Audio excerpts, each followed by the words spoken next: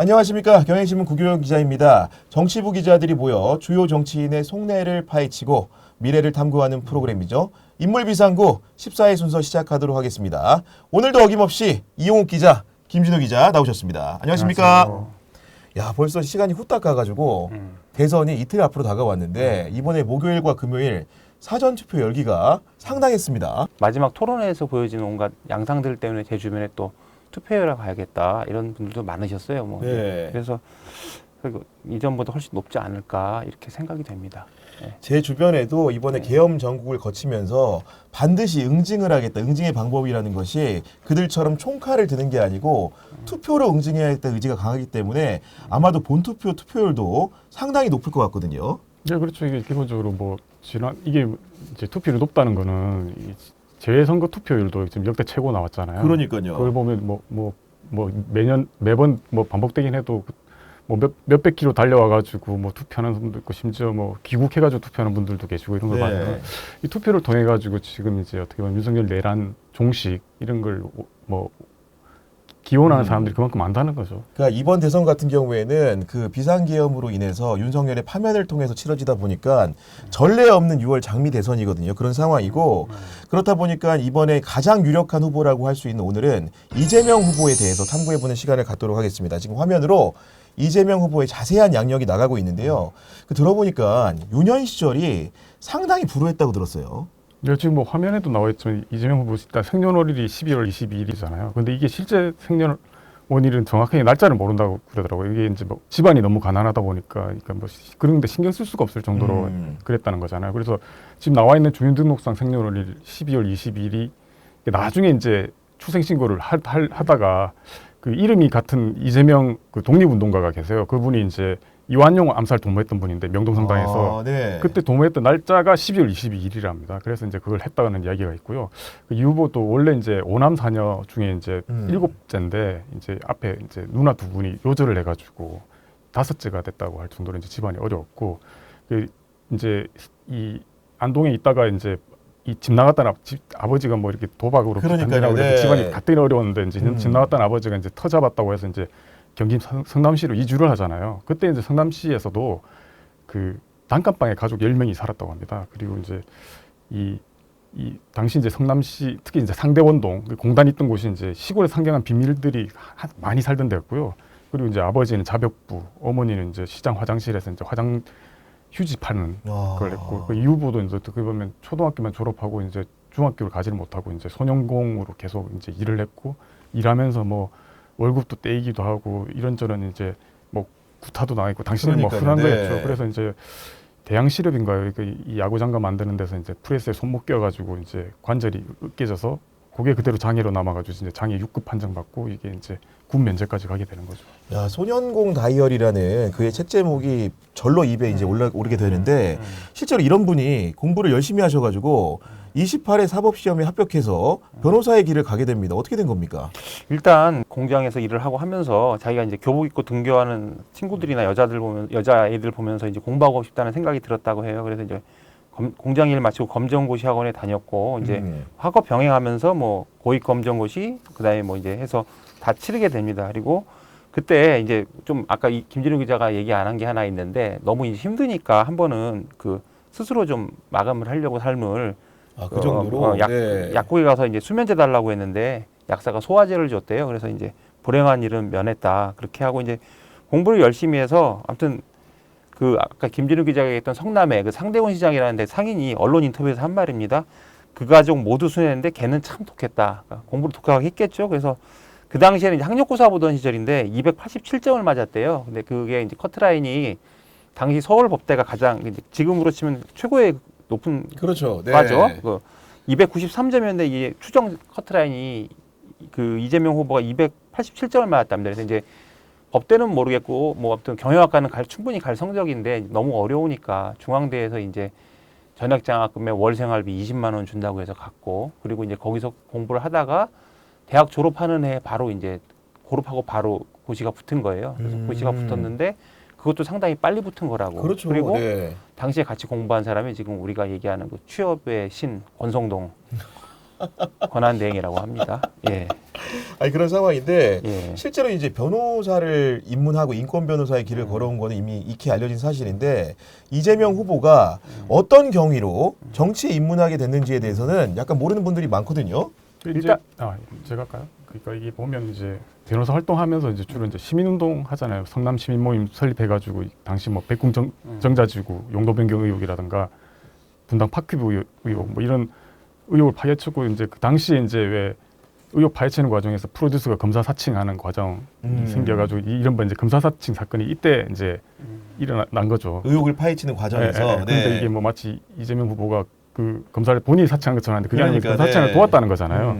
그때 이제 벌금형을 받고 이제 그 이후에 이제 주로 추진했던 게 성남시립병원 추진 운동 했는데 당시 이제 시민 만 명 넘는 시민들 이제 발의받아가지고 이 조례를 이렇게 제출을 했는데 그 당시에 이제 한나라당이 장악을 해가지고 시의회가 47초 만에 이제 날치기로 부결해 버렸습니다. 그래서 이제 이재명 당시 후보가 이제 뭐 시민들하고 항의를 하다가 특수공무집행 방해죄로 이제 수배가 돼요. 그래서 수배돼서 당시 그 교회 한 지하실에서 이제 숨어서 지내다가 아 이거 정치를 해야 되겠다. 이 시민이 원하는 세상을 이제 만들자는 결심을 했다고 그러고 이재명 후보 이제 아까 이용욱 기자 이야기했지만 이제 사법연수생 동기 중에 뭐 유명한 분이 이제 정성호 민주당 의원 있잖아요. 맞아요. 네. 당시 정성호 민주당 의원한테 연락해서 형 나 국회의원 해가지고 어떻게든지 좀 정치해야 되겠다라고 의지를 밝혔다고 하더라고요. 그리고 하나 덧붙일 게 일단 사법연수원 말씀하셨으니까 원래는 이 이재명 후보가 검사를 하려고 했다고 해요. 이제 그 당시에 이제 사법연수원 동기들 얘기를 이제 좀 전직 의원들도 물어보고 했는데 원래는 이제 자기가 어렵게 자랐으니까 검찰이 돼가지고 뭐 정의구현을 하겠다 이랬는데 당시에 이제 그 사법연수원의 노동법 합회라는 걸 그 당시에 그 18기인데 동기들이 만듭니다. 그래서 이제 그때 처음 생긴 건데 이제 이재명 후보가 거기에 와서 의식화가 됐다 그래요. 언더서클이었다. 그래서 아니 언더서클은 아니고 다른 걸 다 만들어서 노동법 학회를 다 끼워 넣었대요. 그래서 이제 이게 의도가 이런 건지 모르고 그냥 전문 학회가 몇 개 있는데 그 중에 하나인 것처럼 약간 좀 분칠을 해가지고 나중에 인정도 받았대요 그 학회가. 근데 여하튼 거기 이제 그래서 이제 난 검사가 되겠다 했는데 이제 그때 거기 있던 사람들이 무슨 소리냐 너 전두환 정권에서 검사가 웬 말이냐 그래서 적어도 판사하고 아니면 네. 변호사 해라 이렇게 말을 했다고 합니다. 그래서 그때 이제 문영배 우리가 지금 되신 헌법재판관도 네. 판사가 되시고 그리고 이제 또 하나 유명한 일화가 노무현 당시 변호사가 오셔가지고 이제 강의를 하셨는데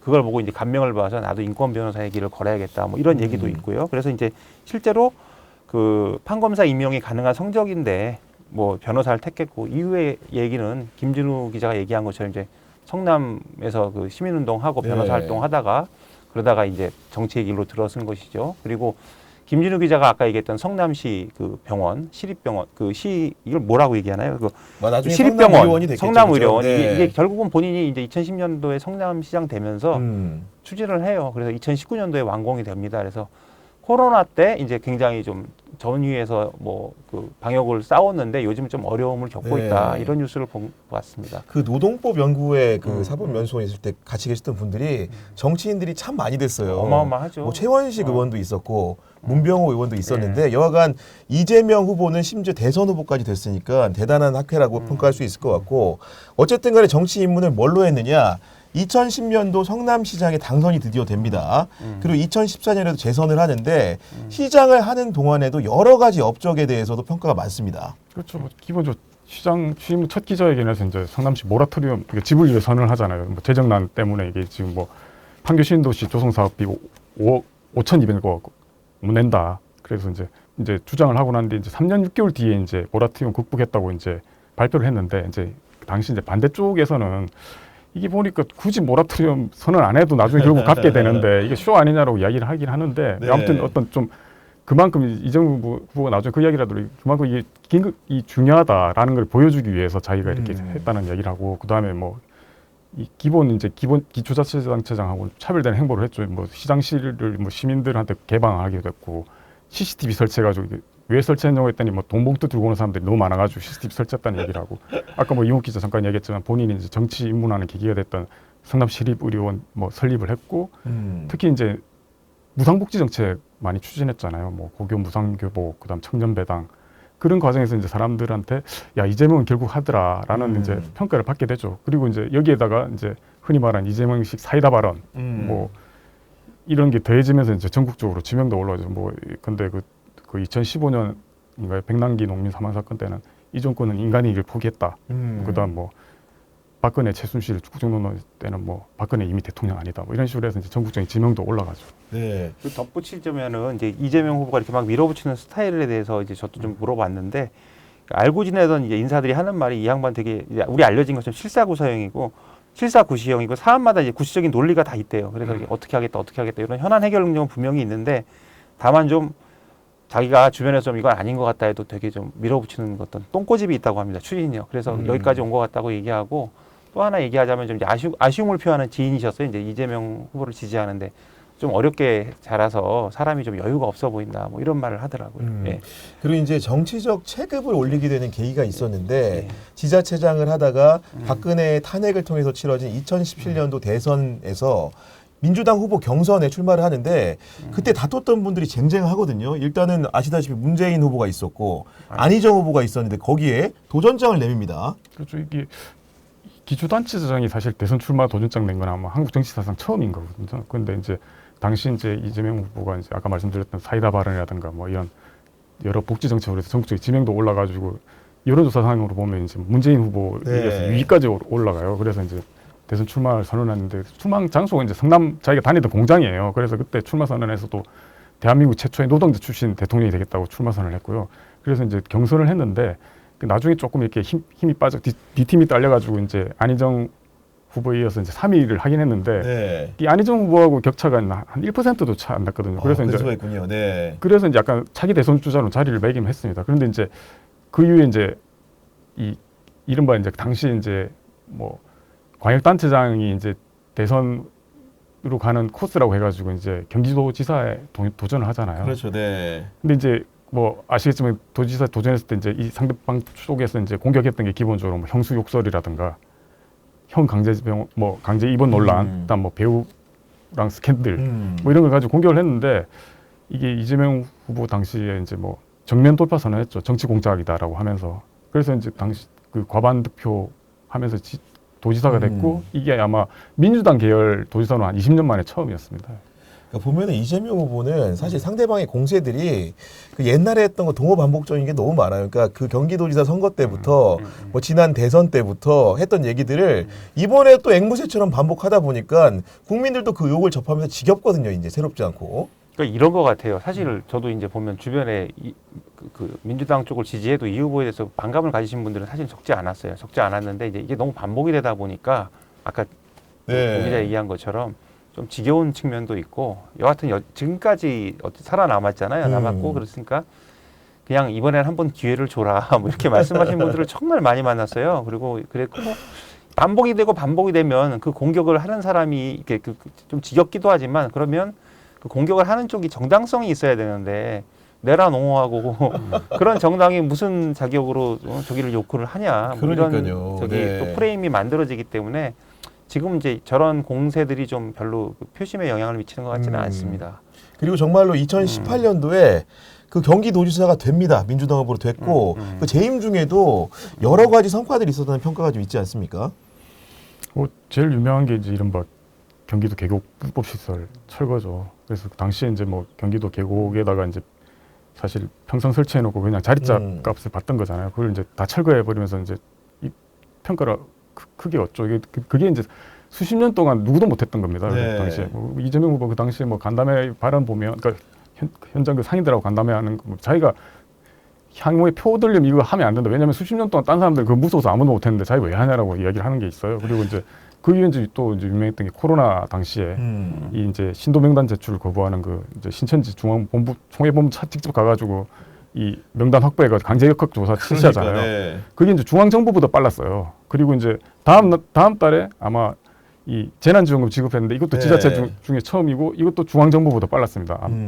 그게 이제 문재인 정부긴 한데 아무튼 그걸로 이제 엄청 지명도를 더 얻게 되고, 그런데 또 이재명 후보가 지금까지 인생 경력을 보면 뭔가 이렇게 잘 되려고 할 때 항상 정치적 위기가 와요. 그래서 당시에 이제 또 이 경기지사 후보 TV 토론에서 이제 뭐 형 강제 입원 시킨 적 없다 이런 식의 발언을 한 게 이제 허위사실 공표해가지고 그렇죠. 해가지고 네. 선거법 위반 혐의로 기소돼서 2심에서 벌금 300만 원 이게 이제 뭐 당선 무효형이죠. 그렇죠. 쉽게 말해서. 네. 그런데 이제 대법원에서 이제 무죄 취지 파기환송돼가지고 그야말로 또 벼를 끝에 살아오죠. 예.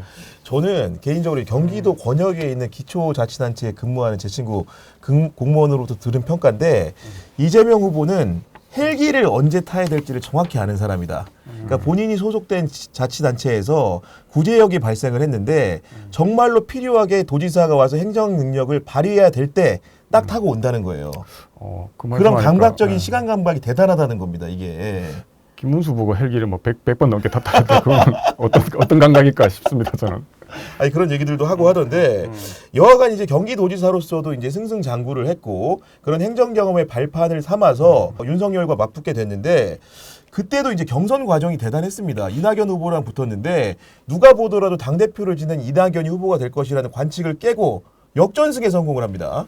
이게 그러니까 사실은 이낙연 후보 지금 이제는 참 존중해드리기가 어려운 행보를 하고 계시는데 그때만 해도 본인은 좀 억울하지 않았을까 싶은 게 어쨌든 총리를 하면서 되게 인기를 많이 얻었잖아요. 특히 국회에서 답변들 막 되게 막 따뜻한 리더십 막 이런 식으로 사실은 그것과 전혀 거리가 먼 것으로 이제 기자들은 다 사석에서 다 알고 있는데. 다 알고 있지만 계속 계속 1위를 달리다가 이제 마지막에 그 연초 기자회견이 어디 그 해서 그 박근혜 사면 발언을 하죠. 근데 후면 발언으로 그것도 사실 언론에서 유도를 한 게 아니에요. 먼저 물어봐 달라고 했던 것으로 제가 알고 있습니다. 그쪽에서 그러니까 자기들이 나름 작정하고 던진 회심의 일타였는데 그게 이제 우리 역풍을 맞아가지고 지지율이 계속 꺾이고 그러면서 이제 점점 1등을 내다가 이제 이재명 후보가 치고 오는데 이제 크로스가 된 거죠. 그리고 이제 경선이 치러지는데 또 그 와중에 이제 대장동 의혹이 뻥 터져가지고 그래서 이제 굉장히 뭐 이게 막 치고받고 하고 이걸 그 민주당에서 명락대전이라고 했었는데 결국은 이제 이 이재명 후보가 그때 잠시 흔들리긴 했지만 결국 그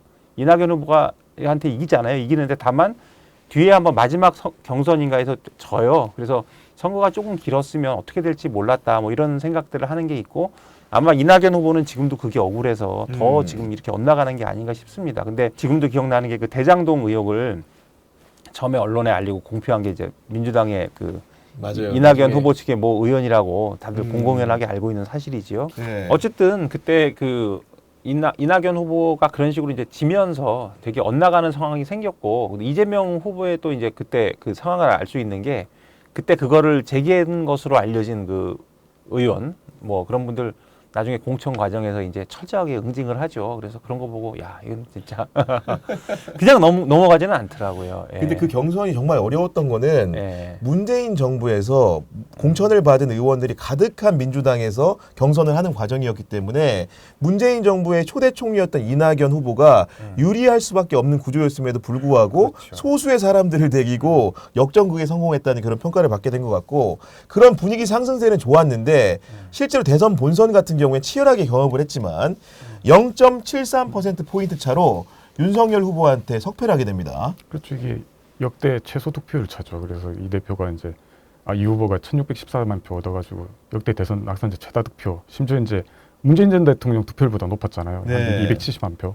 그래서 뭐 그 당시에도 뭐 그런 이야기는 했습니다. 뭐 이 선거 하루만 더 늦었으면 어떻게 됐을까? 아까 뭐 이낙연 후보 그러는데 아마 진 쪽에서는 아마 그런 아쉬움들을 항상 갖는 것 같아요. 근데 이제 이게 당시 대선 구도 자체가 기본적으로 정권 심판론 구도였기 때문에 이게 쉽게 이기기는 어려웠던 것 같아요. 특히 이제 뭐 이제 문재인 정부 부동산 실패론 때문에 그 당시에 이제 선거 당시 여론조사를 보면 정권 교체 여론이 항상 이 절반 이상이었어요. 그래서 그나마 뭐 그래서 이재명 후보 측에서는 당시에 그 이야기도 했어요. 그러니까 야 이거는 뭘 해도 안 된다. 그리고 이제 그나마 이제 뭐 저기 윤석열이라는 삐한 후보가 나와서 우리가 이 정도 붙었지 딴 사람 나와서 뭐 어떻게 될지 모르는 이런 이야기도 사실 있었거든요. 네. 그리고 이제 아까 이용욱 기자가 잠깐 이야기했던 것처럼 민주당이 대선 경선 과정에서 이제 명락대전 불릴 정도로 이제 이낙연 내지는 이낙연을 지지하는 뭐 친문이라든가 약간 비명계 세력들하고 이 골이 원체 깊었잖아요. 그래서 나중에 그 경선 끝나고 난데 뭐 일부는 탈당하기도 하고 그런 뭐 차에서 윤석열 네. 지지를 선언하죠. 그래서 그게 이제 어떻게 보면 대선이라는 게 결국 이제 자기 진영들 다 모아가지고 이렇게 1대1로 붙는 게 제일 중요한데 그 당시 그 부분들이 결국에는 대선 패배에 약간 영향을 준 거 아니냐 이런 평가도 있습니다. 그래도 상당히 많이 붙었다고 생각을 하는 맞아요. 게 사실 네. 그날 여론조사 출구조사 보면 좀 차이가 갤럽 이런데 아마 꽤 차이가 지는 것으로 이렇게 발표를 했던 것으로 아는데 저는 그 지지율을 제가 그날 이제 논설위원실에 있었고 네. 사실 윤석열 당선 사설을 썼습니다. 그래서 그때 이제 보면서 생각보다 많이 붙었다. 그리고 그때 이제 좀 작전을 잘 짠 것 같아요. 저희 딸도 그날 아침에 막 투표하러 나가더라고. 네, 뭐 여가부 폐지 뭐 이런 얘기 나와서 아마 표심에 영향을 미친 게 아닌가 싶고 그걸 적절하게 잘 활용을 했고요. 사실 그때 완전히 뭐 대책 없이 진다고 했는데 너무나 아쉽게 진기도 했고 어쨌든 확 붙었기 때문에 그게 이제 이재명 후보가 그 남은 기간을 이제 버티게 하는 힘이 되지 않았을까. 그 지지율이라는 게 네. 너무 아쉽긴 하지만 그래서 그것 때문에 윤석열 정부에서 그렇게 모진 탄압을 해도 어쨌든 그 힘으로 버틴 게 아닌가 뭐 이런 생각도 좀 해봤습니다. 근데 통상적으로는 대선이 끝나면 후보였던 사람이 지게 될 경우에는 뭐 예를 들면 잠시 정계를 떠나 있다거나 하물며 뭐 유학도 가고 이런 일들이 있는데 이재명 후보는 정말 이례적으로 쉼표를 찍지 않고 그대로 직진을 해가지고 국회의원 선거까지 치러버립니다. 그게 사실 논란의 여지는 있고요. 사실 지금도 논란의 여지는 있다고 생각을 해요. 이제 냉정하게 보면 본인이 대선 지면은 그 다음에 이제 나 때문에 졌다 후보들이 사실 자기 때문에 진 건 아니지만 그냥 네. 도의적으로 그렇게 말을 하고 잠깐 외국에 나가 있거나 정치를 쉬는데 이재명 후보는 그때 이제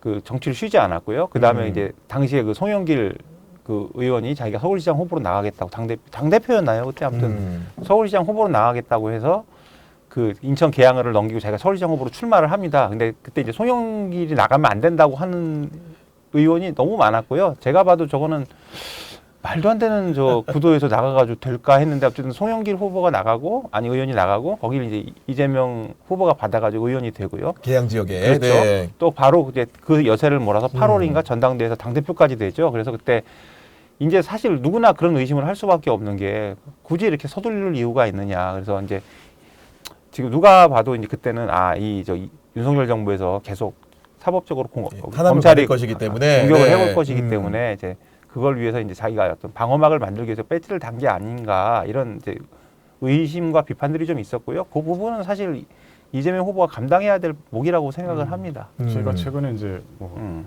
한국 특파원 일본인 기자를 만났는데 이분도 이제 이재명 후보 당선이 되게 이룩시되니까 이재명 누구인가 저희가 하던 것처럼 이렇게 준비하고 있구나. 준비하고 있는데 되게 답답했던 모양이에요. 갑자기 평소 연락 안 와서 갑자기 연락 와서 꼭 만나고 싶다고 자기가 점심을 살 테니 꼭 만나자고 해서 만났거든요. 근데 이분도 이해되지가 않는 부분이 하나 있다. 이력을 쭉 보니까 네. 그 이용욱 기자 이야기했던 아니 일본 정치인들도 이 선거에서 패배하면 당직에서 물러나거나 이선으로 빠지는데 이재명은 왜 이렇게 계속 의원도 하고 대표도 하느냐라고 묻더라고요. 그래서 네. 저도 뭐 이용욱 기자 이야기했던 거 그런 이유를 설명하고 거기다가 약간 그래도 너무 좀 그런 것 같아서 이게 이제 국회의원 경험이 없다는 그러니까 대선 후보인데 국회의원 경험 없다는 것도 하나 있고 그다음에 뭐 향후 대권 제도전을 위해서 당장하기 필요하니까 뭐 그런 걸 또 있지 않냐라고 했는데 수긍하는 표정은 사실 좀 아니었던 것 같고요. 그래서 사적으로 좀 하나 닮은 이 일본 기자가 제일 관심 있어 하는 건 역시 이제 이재명 후보가 반일 성향이라고 하는데 이 향후의 한일 관계 어떻게 되냐고 상당히 또 걱정하면서 묻더라고요. 그래서 뭐 그걸 반드시 그런 건 아니라고 잘 봐라고 이야기를 했습니다.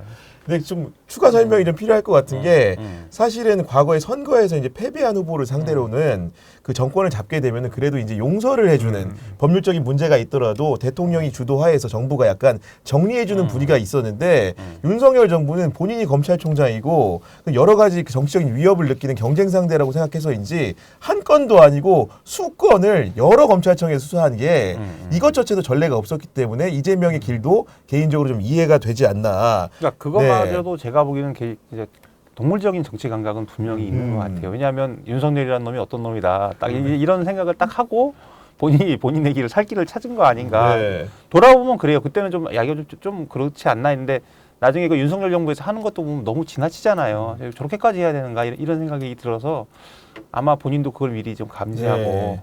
그랬던 것이 아닌가. 그리고 또 말씀하시니까 하나 생각나는 게 예전에 2002년 대선 때 그 한나라당 차떼기 사건이 나잖아요. 맞아요. 그때 네. 이해창 총재가 뭐라 그랬냐면 내가 다 했다. 내가 감옥 가겠다. 이렇게 얘기했거든. 내가 다 책임지겠다. 근데 노무현 대통령이 그걸 용서해줘요. 그러니까 덮었어. 사실 네. 나도 걸려있다. 그러면서 네. 덮었어. 그게 정치의 도의가 아닌가 이런 생각이 드는데 또 자기는 자기 집에 그렇게 들보가 네. 있는데 남의 문제를 가지고 그렇게 하니까 지금 이렇게 천벌을 받은 게 아닌가 이런 생각도 아마도 해봅니다. 가만히 있었으면 국회의원이 안 됐으면은 그 정말로 사법 살인을 그래. 당했을 가능성이 높아 보이는데 그런 그 사법적인 공격뿐만이 아니고 물리적인 위해 부산에서 직접 피습도 당합니다 이게. 그렇죠. 이재명 대표 시절에 이제 부산 가덕도 신공항 부지 방문했다가 이제 목 부위를 흉기로 피습당했죠. 그래서 뭐 현장에서 응급 처치 받은 후에 이제 부산대병원 이송됐다가 이제 응급일기 타고 서울대병원으로 이제 옮겼는데 이제 이게 뭐 이제 이후에 이제 국힘 쪽에서 이제 헬기 이송 특혜 논란이라고 이제 정치적 쟁점을 만들려고 했죠. 근데 이제 당시 범인이 뭐라고 했냐면 이재명 대통령 막으려고 했고 좌파 세력 뭐 다음 총선에서 국회에서 뭐 다수당 되는 거 막으려고 했는데 이게 이제 뭐 단독범이라고 하는데 이제 이게 어떻게 보면 왜곡된 정치 신념에 의해서 가지고 이제 한 극단적 행위잖아요. 그래서 사실은 이제 정치인에 대한 이런 폭력이나 위해 행위가 이제 어떻게 보면 민주주의 위협하는 해서는 안 될 행위잖아요. 맞습니다. 그래서 이런 일이 두 번 다시 일어나지 않도록 어떻게 보면 여야나 이념을 떠나가지고 반대 목소리를 내는 게 맞는 거거든요. 근데 지금도 보면 그걸 뭐 조금 긁혔다는 사람도 있고, 그 다음에 뭐 방탄유리 뒤로 숨는 하면서 딱 공세의 재료로 삼는 거잖아요. 그건 어떻게 보면 이게 스스로 자기가 나 민주주의 파괴범이라고 얘기하는 거 똑같아요. 네. 그러다 보니까 이번 대선 기간 같은 경우에는 유세 활동을 하는 와중에 이재명 후보에 대한 신변 위협이 고조돼 있고, 그러니까 방탄유리를 설치해놓고 하는데 제가 후일담을 들었더니 이거를 연설 현장에 설치를 해야 되는데 민주당의 이제 당직자들이 이런 사람들이 하는 모양인데 너무 무거워서 진짜 옮길 때마다 죽을 맛이래요. 얘기 들어보니까. 그럼에도 불구하고 정말 신변 위협을 그만큼 강하게 받고 있다는 건 이건 현존하는 사실인 것 같고, 그 아까 이제 사법 리스크 얘기 잠깐 했습니다마는 이게 이제 검찰의 기소로 재판에 가 있고, 그런 문제라는 게 이번 대선 직전에도 한번 논란이 된 것이, 대법원이 지난 과거에 이제 무죄 취지로 파기환송을 했다면 이번 대법원은 유죄 취지로 파기환송을 하다 보니까 까딱하면 후보가 되고도 선거를 못 치르는 희한한 상황이 올 뻔도 했거든요. 그렇기 때문에 많은 지지자들 같은 경우에는 혹시나 대선 이후에도 이 부분들이 발목을 잡지 않을까라는 우려를 하는 게 또 현실입니다. 아니 그래서 이거는 뭐 저도 그런 생각이 들더라고요. 말이 안 되는 상황이 이제 조희대 대법원에서 했으니까. 그래서 이제 민주당에서 한다는 게 그거 아닙니까? 그 헌법 84조에 대한 엇갈린 해석이 있다. 그래가지고 네. 지난 7일인가 민주당에서 그 형사 피고인이 대통령에 당선되면 저 재판을 정지한 형사소송법 개정안을 냈다고 해요. 법사위에 처리했잖아요. 그래서 이 법을 뭐 이제 야당에서는 뭐 국민의힘에서는 위인설법이라고 막 비판하는데, 그동안 이제 법원이 보여준 거나 아니면 우리 사회 기득권층이 보여준 행동들을 보면 얘들은 묻지도 따지지도 않고, 저도 이제 김준호 기자 흉내내서 묻지도 따지지도 않고 근데 이재명 날리겠다 이런 생각들을 하고 있으니까 사실은 민주당에서 이런 거를 낼 수 있는 상황이 됐다고 저는 생각을 해요. 그래서 그냥 수긍할 만한 거라고 생각을 하고, 그래서 만약에 진짜 당선이 됐는데 무슨 수를 써서라도 날리려고 하면 당선 무효형을 때려. 그러면 네. 뭐가 돼요? 이제 나라도 뭐 다른 걸 떠나서 그럼 대통령이 또 부재가 되고 나라가 대혼란이 되는데 어떻게 감당하겠습니까? 네. 그래서 민주당이 뭐 비판 여론이 있겠지만 법을 개정해서 하는 거는 나름 타당하다고 보고요. 뭐 당연히 이제 이재명 후보가 당선이 되면 민주당에서 이제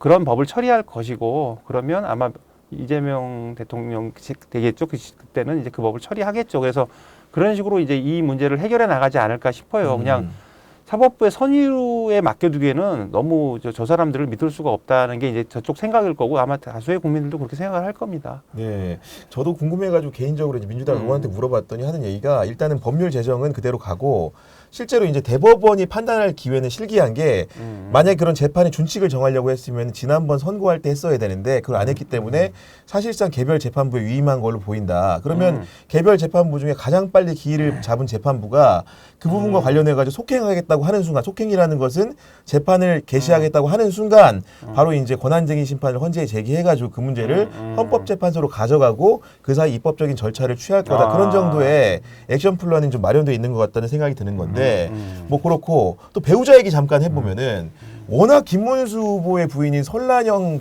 여사가 뭐 표현이 과할 수 있습니다만은 좀 여기저기 이렇게 설치고 다니다 보니까 그 김혜경 여사는 도대체 뭐 하는 건지 궁금해하는 분들이 좀 있거든요.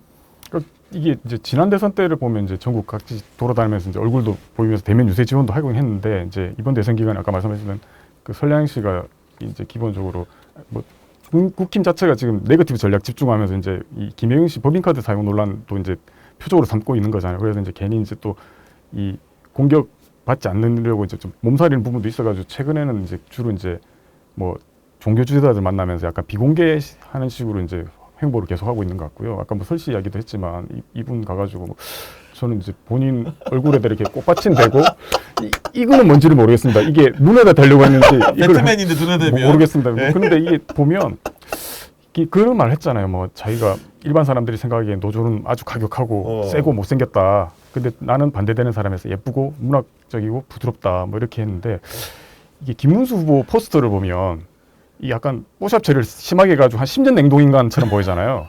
이분도 보면 이게 도대체 이 여성에 대한 생각이나 이런 네. 노동자에 대한 차별적 인식이 10년 냉동인간 그대로 간 거 아니냐라는 생각도 좀 들고 이거 지난번 무슨 코미디 프로그램 나와가지고 SNL에 나왔죠. 그렇죠. 거기 나와서 뭐 김혜경 씨랑 김건희 중에 누가 내조를 못했냐고 했더니 김혜경 씨 이야기를 해서 저 그거 보고 진짜 기합을 했습니다. 이 도대체 근데 그럴 수 있죠. 그 김혜경 여사는 내조만 한 거고 김건희는 외치를 했으니까 이게 아예 관점이 달라서 그런 평가를 했을 수도 있다는 생각이 우습게 드는데 여하간 이제 그러면서 그 설란영과 김문수의 스토리는 본의 아니게 연애 시절부터 많이 알려졌는데 우리 김혜경 여사와 이재명 후보의 스토리는 좀 어떤 건지 궁금합니다. 그러니까 저 김혜경 여사가 이제 숙명여대 피아노학과 8호학번이랍니다. 네, 피아노 레슨을 했었는데 그 당시 이제 친정 어머니가 김혜경 씨가 그 이재명 후보의 이제 장모님이죠. 그가 이게 교회 신도가 그 이재명 후보 셋째 형수였다고 그래요. 이제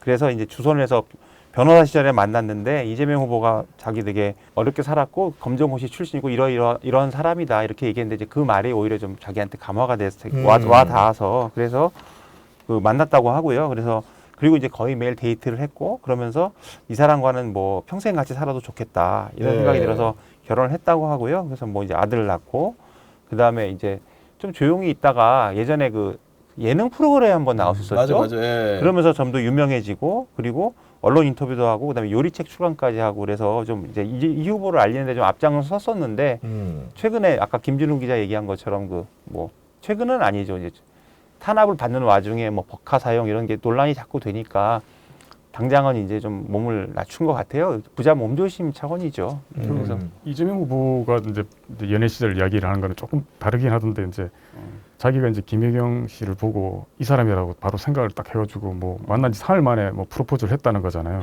그러면서 아까 말씀드렸던 이제 네. 내 내면의 전부라고 하면서 이제 자기 어렸을 때 썼던 소년공 일기를 건네주고 자기는 그게 승부수라고 생각했다는 거예요. 그래서 이제 그게 통했고 근데 이제 자기가 이제 노동 전문 변호사 하면서 월세 사람한테 돈도 없어가지고 그 당시에 만난 지 몇 달 만에 이게 저기 돈 좀 꿔달라고 해서 저기 처가 쪽에서 이게 사기꾼 아니냐는 의심받았다. 뭐 이런 이야기도 이제 농담 삼아서 하더라고요.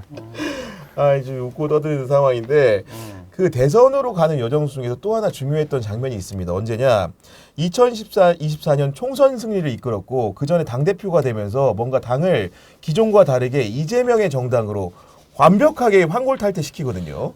저는 그때 그걸 보면서 저 무서운 분이다 이렇게 생각을 했었어요. 그래서 어쨌든 좀 문제가 있는 사람도 있지만 어떻게 보면 저 국민적으로 좀 이렇게 인지도도 있는 사람도 있는데 아주 그 냉정하게 가차없이 치는데 그래서 그러니까, 네. 아주 좋게 말하면 이제 추진력하고 장악력이 있는 거고 좀 심하게 이렇게 좀 약간 부정적으로 말하면 되게 냉정한 사람이다. 그리고 이제 권력의 생리를 너무너무 잘 아는 사람이죠. 그래서 이제 그런 사람들을 쳐내고 나서 또 집어넣은 사람들 중에 보면 되게 좀 우리가 설화도 많고 그런 좀 문제 있는 분들도 계셨었잖아요. 근데 그냥 돌아보지 않고 딱 하는 거 보고 야 저분은 이제 권력의 생리를 좀 아는구나. 그걸 무지막지하게 활용을 한다는 생각을 했고요. 이제 그게 다 그동안 본인이 살아온 세월에서 이제 너무 코너로 몰리다 보니까 내가 여기서 이런 식으로 하지 않으면 내가 죽는다는 생각이 되게 그런 본능적인 어떤 권력에 대한 생리를 아는 그런 게 있지 않았을까 싶기도 하고 또 한편으로는 이제 그런 생각도 해봤습니다.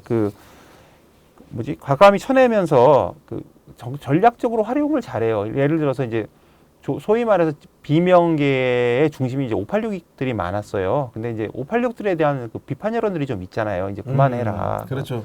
그런 것들을 아주 적절히 활용을 한 게 아닌가. 그래서 이재명 후보가 사람을 쳐내는 거에 대해서 비판한 제가 이제 아는 민주당 쪽에 있는 지인들은 이재명 후보의 어떤 저렇게 좀 냉혹한 그 공천 그 과정에 속아내는 걸 보고 비판을 하면서도 586이 이제 옷을 벗는 것에 잘했다? 대해서는 또 예. 잘했다고 말을 하는 거예요. 그래서 이 권력의 생리를 좀 아는구나. 그래서 그런 걸 이제 요소요소로 탁탁탁 집어내는 걸 좀 봤고요. 그 다음에 좀 이제 냉정한 사람이라서 또 이제 물어보니 그러더라고요. 이제 자기를 도와준 사람이고 옆에 있었던 사람인데도 보면 얘가 좀 아닌 것 같아. 능력이 없고 아니면 나를 팔아먹는 것 같아. 그러면 이제 과감하게 버린답니다. 근데 실제로 그래서 제가 이걸 보면서 워딩을 찾아보니까 본인이 했던 워딩이래요. 역량이 떨어지면 과감히 탈락시킨다. 그래서 되게 냉정하고 아까 말씀드린 것처럼 실용적인데 그 실용적인 거를 실현하기 위해서 되게 냉정하기도 한 그런 측면이 좀 있어 정말로 보입니다. 그 말이 맞는 게 음. 지금 상황이 어떻냐면은 대선 후보로서 지지율 1위이기도 하지만은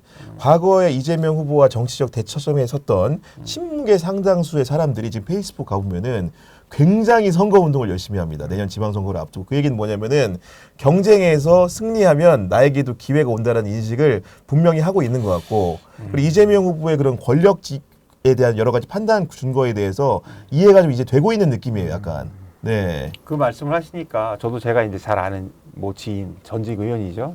친문인데 페이스북에 그냥 평소에 저 페이스북 그러니까. 열심히 안 하세요. 안 하시는 분인데 갑자기 매일매일 가서 어디 가서 막 이러고 있는 거막 영상도 막 올려보니까 요즘 보니까 아니, 네. 이분이 안 그러셨는데 왜 이러시지? 그러면서 이제 그런 차원이었군요. 예. 네. 그게 이제 예. 어떻게 보면 대권에 도전, 그러니까 가까이 와 있으니까 이제 자기 향후 미래를 생각했어도 뭐 그게 어떻게 보면 뭐 표현이 어떤지 모르겠지만 좀 합리적인 선택이기도 하죠. 그래서 뭐 당시 김문수 후보 같은 경우는 왜 후보로 확정됐는데도 불구하고 통상 이제 그런 식으로 페이스북 사진을 바꿔야 되는데 안 바꾸는 의원들이 꽤 많았다는 거잖아요. 그러니까 네.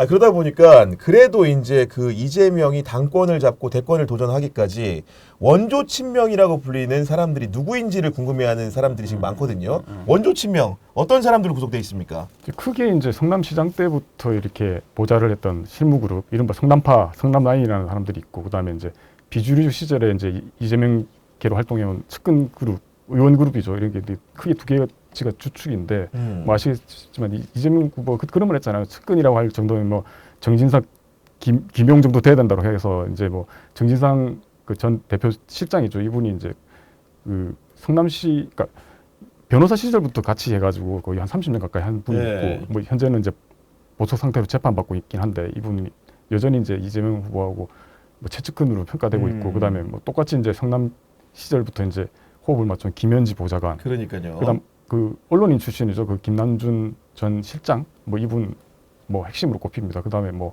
지금 이제 민주정책연구원장이죠. 그 이한주 연구원장, 이분도 이제 뭐 정책 브레인 정도로 알려져 있고, 측근 그룹은 뭐 아까 잠깐 말했지만 이제 뭐 그 이제 정성호 의원, 사법연수원 동기, 이분이 이제 당시 이제 뭐 민주당에서도 그분 유명했잖아요. 비주류 정치인이고 민주당에서 비주류였죠. 그래서 이제 맞아요. 네. 멘트는 사실 비문계 뭐 의원하면 다 정성호 의원이었어요. 문재인 정부 비판하면 다 정성호였어 사실은. 그래서 네. 그때 뭐 본인도 그 얘기하잖아요. 이재명 후보가 이제 당시에 그렇게 뭐 특히 이제 비주류인데 자기 정도 빼놓고 도와줄 사람도 없고 해서 힘들어서 그 당시에 이제 도와줬던 사람이 이제 정성호 의원하고 뭐 김영진 의원 정도 있었고, 그때 이제 2017년 처음 대선 경선 캠프 멤버가 뭐 정성호, 김영진, 김명우 의원 정도였고, 이후에 이제 대선 끝난 뒤에 이제 좀 이 나머지 뭐 김남국, 문지석, 이규민, 임종석 의원 합류해서 이런 때 언론에서 말하는 7인회잖아요. 7인회. 네. 그리고 이제 그 이후에 이제 이재명 후보가 이제 당을 계속 장악하는 과정에서 뭐 지금 뭐 박찬대 원내대표라든가 뭐 김민석 최고위원 등 당 지도부가 이제 이른바 신친명계로 꼽히고,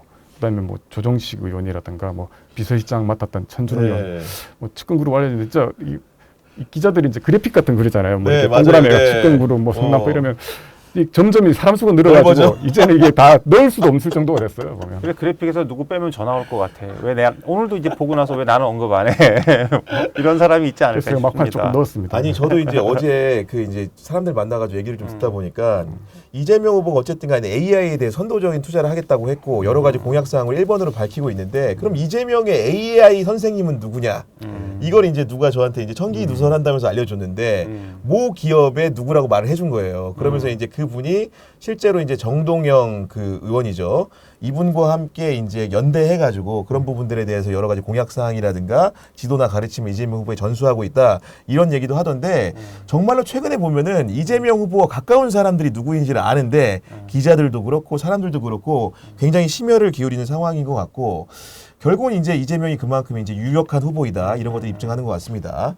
그리고 과거에 이재명을 보게 되면은 우리가 흔히 떠올리는 게 사이다 발언, 이런 얘기를 많이 하잖아요. 직설적인 화법 이런 얘기 많이 했는데 지금은 좀 거리가 있어 보이지만 그 사이다 화법을 통해서 얻은 장점과 단점 양면이 존재하지 않습니까? 일단 뭐 쉽고 되게 직관적으로 이렇게 꽂히잖아요. 그리고 이제 꽂혀서 마음에 들면 그 사람 인지도도 올라가고 발언에 동의하는 사람들 호감도도 커지고 이제 시원하죠. 근데 반대로 이제 좀 잘못하면 돈 없고 좀 살짝만 선을 넘어도 본인은 못 느껴요, 그걸 말하는 사람은. 근데 이제 설화에 시달리게 되고 그러면서 이제 입이 거칠다 뭐 이런 비판을 받을 수 있고, 그래서 지금까지도 이 후보가 한테 가지고 있는 이재명 불안하다 이런 거는 아마 화법에서 오는 그 오해 이런 것도 있었을 거고요. 이제 유명하게 뭐 존경하는 박근혜 대통령님 했다가 진짜 존경하는 줄 알고 뭐 전혀 아닙니다. 근데 이거를 이제 뭐 개그맨이 존경한다니까 진짜 존경하는 줄 아나 보네. 뭐 이런 식으로 돌려서 얘기도 하고요. 그다음에 최근에 이제 얘기 나온 거는 5만 원 주고 땀 뻘뻘 흘리면서 닭죽 1시간 구워서 팔아봐야 3만 원밖에 안 남는데 커피 팔면 한 잔에 8,000원, 10,000원 받고 원가는 120원이더라. 뭐 이런 얘기를 했는데 사실은 본인은 쉽게 말하려고 한 건데 트집 잡히기는 좋죠. 그럼 커피 파는 그 업자들은 다 어떡하란 얘기냐. 그러니까 이제 이런 것들이 이제 그 명함이 되겠고요. 근데 최근에 그 좀 언급하기도 싫은 그 토론회에서 그 온갖 부정적이고 막 막말 공세가 오는데 본인이 좀 말을 아끼더라고요. 그래서 굉장히 지금 그 학습이 돼 있고 말을 조심하려고 하는구나 그런 좀 자세와 어떤 조심성이 느껴졌습니다. 아닌 게 아니고 저도 토론해 보면서 야 정말 자제심이 커졌구나 이런 옛날 같았으면 바로 그냥 이준석 면전에다가 쏘아 붙여야 되는데 그러니까 그걸 참더라고 보니까 도저히 언급할 수 없는 발언들이고 저는 사실 그거 보면서 야 저런 사람이 나중에 정치 지도자가 되면 우리나라는 어떤 나라가 될까 막 네. 이런 걱정을 막 오늘 지금 계속 하고 있거든요. 근데 그거 참고 있더라고요. 그리고 어떻게 보면 사이다 발언 아까 이용 기자 얘기했던 약간 양날의 금이잖아요. 그러니까 근데 이제 이재명 후보를 지지자 입장에서는 이제 이 사이다 발언을 기대했는데 이렇게 최근에 계속 그렇게 하면 되게 답답하게 느끼는 부분들도 분명히 존재를 하고 그래서 한때 왜 이재명 후보가 그 대표 시절에 그 자꾸 이제 사이다 발언 안 나오니까 사이다가 고구마가 됐다라고 해가지고 이제 약간 지지자들 쪽에서는 좀 더 네. 시원시원하게 해라는 이야기가 나왔고 아까 그 토론 이야기를 하면서 저도 그런 생각을 좀 했는데 이게 이제 네거티브 공세를 계속 하고 있는데 거기서 이제 약간 참고 그런 좋긴 좋은데 이게 예전에 보면 이제 시원하게 받아치는 부분들이 분명히 없잖아요. 그리고 맞아요. 이제 그게 단순히 공세에 대해서 참는 게 아니라 이걸 기본적으로 프레임 자체를 바꿔가지고 다른 이야기를 한다든가 이준석이 계속 그런 걸 하면 그거는 알겠습니다 하고 나는 정책 얘기하러 왔으니 이야기했습니다라고 이렇게 해줘야 되는데 약간 슬쩍 끌려가는 느낌을 주니까 이렇게 수동적으로 지지자들 예. 입장에서는 이것도 아니고 저것도 아니고 뭔가 이런 느낌을 주는 거는 있어요. 저도 얘기 들은 게 그 대선 후보 TV 토론 준비하면 스태프들이 엄청 많잖아요 캠프에서 여러 사람들이 이런 질문을 해달라 이런 정보를 제공을 하는데 제가 알기로는 이준석 후보에 대해서도 몇 가지 이제 실체적인 부분에 대해서 이준석을 굉장히 곤욕스럽게 만들 수 있는 톡된 말로 정보들이 올라갔는데 제가 그걸 하나를 지켜봤는데 한 마디도 안 묻어보더라고요. 예를 들면 명태균 게이트라든가 그 이외에 이제 예를 국민의힘 의원들과의 교류 문제라든가 이런 것들이 객관적으로 사실된 얘기들을 많이 후보에게 조언했음에도 불구하고 그 얘기를 후보의 선택으로는 안 하는 게 맞다라고 판단하는 걸 보면서 아마도 이제 이번 대선에 나온 이재명 후보의 컨셉이 좀 달라지지 않았나 싶고 그런 면모를 보이다 보니까 보수 논객들도 이재명 후보에 대해 호감을 표명하는 경우가 있고 대표적으로 정규제전 한국경제신문 주필이 정말로 이재명 후보를 찬양합니다 보니까. 네. 되게 의아했어요. 일단 처음에 어디 방송에 같이 대담을 하죠. 대담을 하고 그다음에 이재명 후보의 중도 우클릭이 진화다. 그러면서 이제 뭐 이 후보의 진화한 가치관이 그 정치적 위기를 맞은 대한민국 사회 통합을 이끌어내는데 큰 도움이 될 것이다. 그리고 이제 뭐 그래서 뭐 이제 앞으로도 지식인이 나서 도와야 된다. 이렇게 얘기를 했는데 그거 보면서 야 저분이 예전에 박근혜 전 대통령 탄핵 때 인터뷰하신 저분이 맞는가? 사실 그리고 요새 뭐 정규제전 주필도 얘기했지만 뭐 조갑재 네. 조갑재 씨나 뭐 이런 분들 보면 굉장히 맞는 말씀하시잖아요. 그래서 저도 제가 그분들 발언을 찾아보게 될 줄 몰랐습니다. 그 조갑재 대표가 이제 이재명 후보 만나고 난 뒤에 자기 처음 만났는데 뭐 생각보다 명랑하다, 뭐 쾌활해서 검찰 수석 견딘 거 아니냐 이런 얘기를 하는데 저도 그 말 들으면서 그 생각이 나요. 제가 이제 이재명 후보 사실 이제 정치부에서 있는 기자들 중 의외로 이제 이재명 후보를 오랫동안 지켜본 기자는 사실 없어요. 왜냐하면 이제 주로 이제 자치단체장으로 해서 정치권에서 이제 의원으로 계속 본 사람 없으니까 저도 이제 대표 시절에 한번 만났는데 네. 그때 이제 한창 이제 재판 진행되고 있던 때여서 되게 우울할 거라고 생각해서 만났는데 되게 이런저런 농담을 하면서 하는데 근데 그 와중에도 이제 기자들이 당연히 이제 궁금하니까 이제 재판 문제를 묻잖아요. 근데 네. 보면 그 검찰 공소장을 거의 그대로 이제 읽어가지고 자기 논리들을 다 만들어 놓고 그리고 한 가지 기억나는 게 쾌활하게 이야기하다가 결국 보면 기승전 재판 이야기를 해요. 맞아요. 그러니까 어떻게 보면 본인이 그만큼 이제 압박감이 컸다는 생각이 그렇죠. 들고 네. 그런 압박감이 큰데도 이제 뭐 약간 농담하고 이런 것들을 보면서 이게 지금 어떻게 보면 거의 10년 넘게 이게 단련되어 온 부분들이 아닌가라는 생각을 좀 했고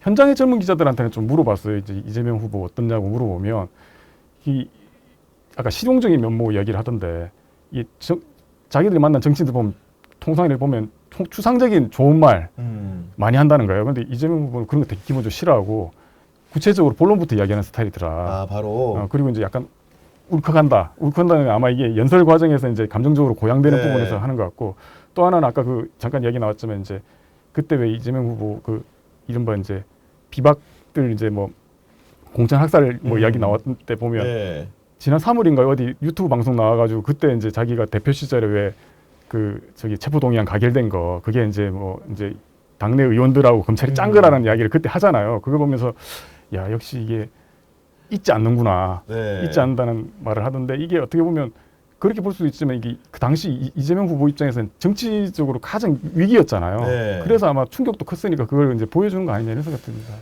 근데 결국은 제가 보면은 그 레거시 입장에서는 기자들이 이재명 후보에 대해서 이제 관찰할 기회도 적었을 뿐더러 솔직히 말하면 이번 대선 기간에 일간지 인터뷰도 한 번 안 하지 않습니까? 그런 것들이 결국은 이재명 후보가 언론에 대해서 어떤 생각을 가진 건지를 보여주는 단면이라고 생각을 하고 그리고 저는 개인적으로 궁금한 게 이번 취임식을 하지 않겠습니까?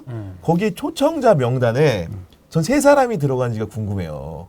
최욱, 이동영, 그 다음에 김용민 세 사람을 취임식에 초청하느냐 마냐가 얼마나 이제 화제도 될 것 같고 실제로 왜냐면 취임식에 유튜버를 뭐 윤석열도 많은 사람 불렀다는데 그런 사람들은 어떻게 보면은 관심 바뀐 거고 이 사람 그 워낙 진보 유명하고 진영에서 굉장히 유명한 유튜버들을 초청할 것인가 말 것인가 그 얘기는 결국은 주류 언론을 상대로 한 대통령실의 입장이라든가 이런 것들이 연관지어질 수 있기 때문에 구교현 기자가 말하니까 저도 하나 그냥 덧붙일 게 생각났는데 그 되게 냉정한 분이라고 이제 저는 저분을 알았던 지인들한테 들었어요. 냉정하다. 그러니까 나쁘다는 의미에서가 아니라 되게 좀 이렇게 실용적이고 이게 우리가 쉽게 말하면 이제 돈 되는 일을 하는 거예요. 그래서 이게 돈이 되냐 안 되냐 우리가 이제 사업을 벌였을 때인데 본인이 봤을 때는 레거시 미디어가 돈이 안 되는 거죠. 왜냐하면 그동안 자기한테 되게 비판적이기도 했고 그리고 네.